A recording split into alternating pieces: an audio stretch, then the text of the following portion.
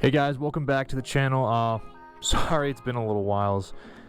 You might hear me a little different. That's because I'm actually in a new helmet, and the audio, this is kind of the first time I've set it up in the new helmet, so if it's a little loud, if it's a little quiet, I'll try to adjust it in editing. But we're back with the TBR7, a little update video, nothing really big to cover. I'm just going to kind of go on a ride and talk about a couple things.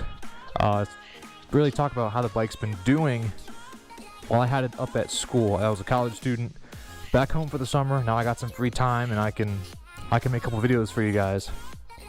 So I guess the first thing to do is a little cold start, right? Let's make sure we get the choke on. Little plunger there on the nibby. There we go. Now it's normal when you do a cold start, it'll raise the RPMs and they'll start falling off with the choke on. So that's completely normal. Once you hear them starting to fall back down, you know it's going to start warming up. So you can hear it starting to struggle and it's going to want to shut off. That's when you're, oh, I went a little too early. I was going to say that's when you want to release the plunger back down, is when it's about to stall out with the choke on. A little trick, like it shut off when I put it down, but increase the idle and don't use the choke. There you go. And that's just while it's cold. It keeps it running while it's a little cold. I have a little head temperature sensor around the spark plug, and this helps let me know when the bike's fully warmed up and ready to go. Usually I wait till it's about, I don't know, 150 degrees Fahrenheit around the spark plug. That tells me everything on the inside's nice and warmed up by then. And again, because you touched the, or because I touched the idle control here, the RPMs will raise as it warms up and comes up to temperature. So just expect that. There's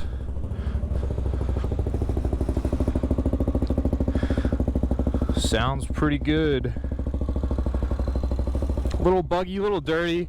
I haven't really washed it since I was up at school. I took it around a couple places, took it fishing a couple times, but yeah, the bike's doing great actually.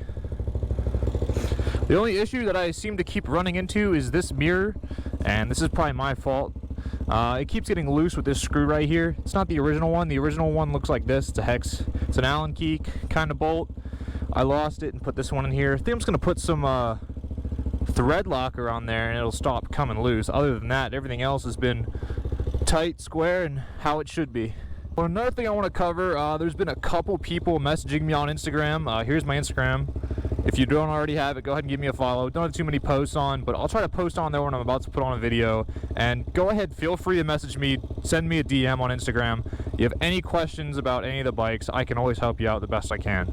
But yeah, another thing that I noticed a lot, I've had a lot of questions on, a couple people messaged me and asked, is the idle. So a lot of people still have the stock cluster, they don't have the tach or the RPM gauge. So a lot of people will send me videos of their bikes running,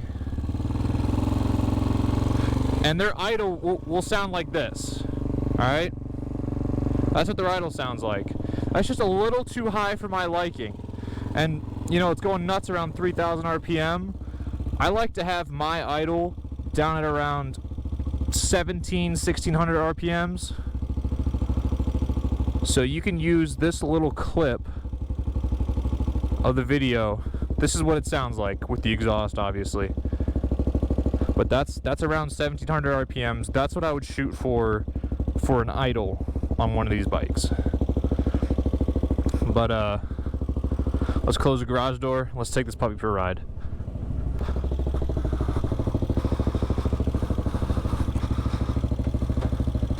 All right, so right off the bat, the bike's been feeling really good. I'm now lower in elevation because where I go to school is in Scranton, Pennsylvania.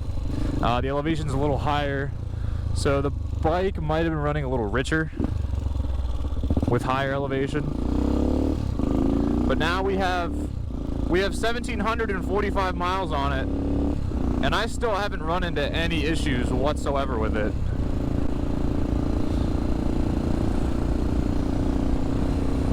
It's a great cruiser. I mean, all the mods that I've done, which will actually be in the next video, I'm going to be listing out every single mod I've done to this bike. I'm going to be putting links in the description for everyone who wants to buy the similar mods. But obviously one of the big ones, more recent ones that I want to talk about is the camshaft. The camshaft actually did do a pretty good amount of power increase. However, I do want to note it didn't feel as drastic as when I did the ported head. The camshaft is a lot cheaper than the ported head and has a higher level of difficulty to install. So if you want something cheaper to give you a little more power, I think the camshaft is the way to go.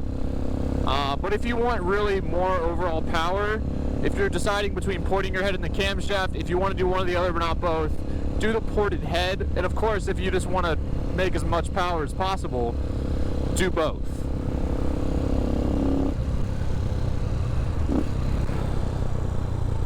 That's something, isn't it? I would be sketched out sitting on that excavator, tilted like that.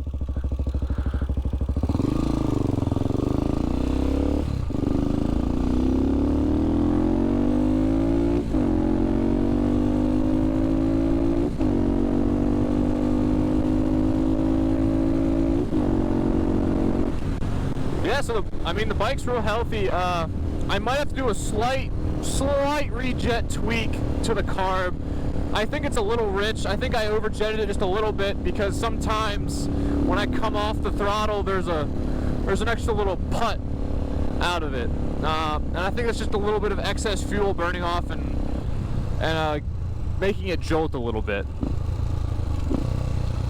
So I think a rejet is in order just a little bit, maybe just down a jet size or two. Nothing crazy.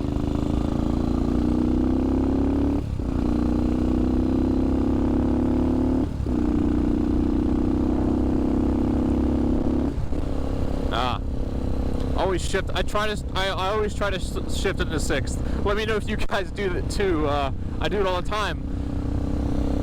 One of my biggest pet peeves is I wish this was a 6-speed. Because the bike has good low-end torque, really good low-end torque, and decent up-range power, as we saw from my previous dyno video, but it could really use a 6th gear, because this bike's top speed as of now is 75, 76 miles an hour, but I would love for like an 80 mile an hour top speed. That would be really nice. That'd make cruising for 65 real simple.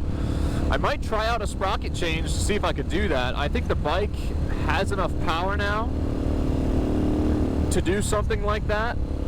So I might put on a 32 tooth rear sprocket and go crazy and see what happens. Just as an experiment. But as of now, the top speed on the bike is around 75 miles an hour. Maybe 76 on a slight downhill, but on flat, you're looking at 75. Uphill, you're looking at about 71, 72. But that's only with all of my mods.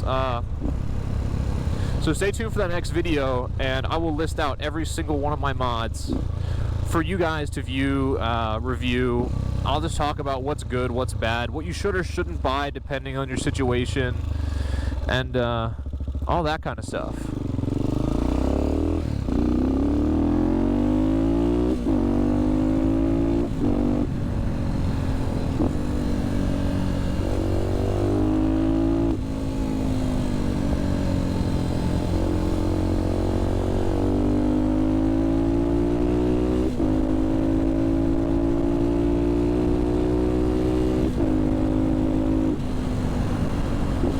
As you can see though, the bike's not slow. It's a pretty good ripper. And it's, man, is it a joy to, it's just an absolute blast on these back roads.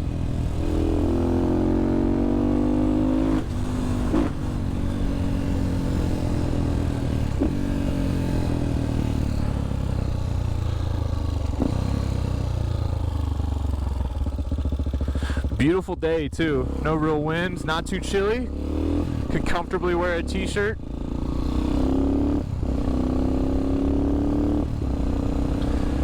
Don't recommend wearing a t-shirt while you ride. It's a little dangerous. especially for new riders. Definitely wear a jacket, maybe even more specifically a riding jacket, because if you do fall off your bike, you really don't want to get into road rash. That's something you really don't want to get into. But yeah, bike's doing well. Maintenance is great. I'm about to do an oil change and a little maintenance. I'll try to make a video out of that as well. I know there's other videos on it, on doing the valve clearances, the valve lash, but I want to document as much stuff for you guys as possible, so it's easy to look up, easy to review, easy to watch, and it's easy for you to do too. And that's what I wanted this channel to be about, is specifically about this. I was thinking about adding my Mustang to the channel. I think I'm going to do a separate channel for that, for just the Mustang kind of content, because I do want to do a lot of stuff with the Mustang. So whenever I come out with that, I'll let you guys know what that is if you want to follow the Mustang. You know what? I am actually a little lost. So I'm going to turn around and head back. But anyway, guys, this is just a short little video.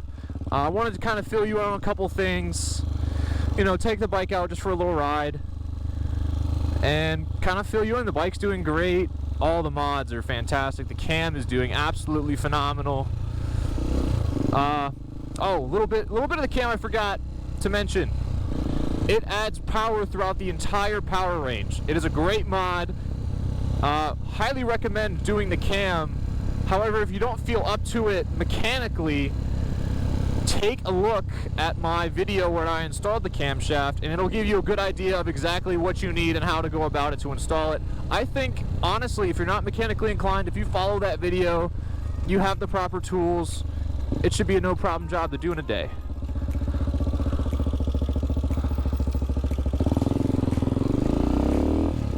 So with that, guys, I want to thank you guys for tuning in for this little update video.